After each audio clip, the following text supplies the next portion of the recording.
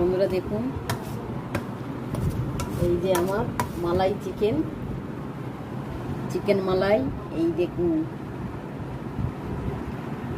একটু কাই হলে খাওয়া হয়ে যাবে বন্ধুরা। এত সেন্ট বেরিয়েছে, সবার খাওয়া হয়ে গেছে, আমি একাই বসে আছি আর আমার ছোট ছেলে।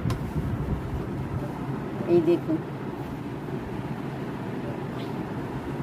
এই কাই হলে আমার খাওয়া হয়ে যাবে, ব্যাস আর কিছু লাগবে না বন্ধুরা। এই সেই মালাই চিকেন, এই দেখুন। আচ্ছা, জমিয়ে খাবো বন্ধুরা। এই দেখুন,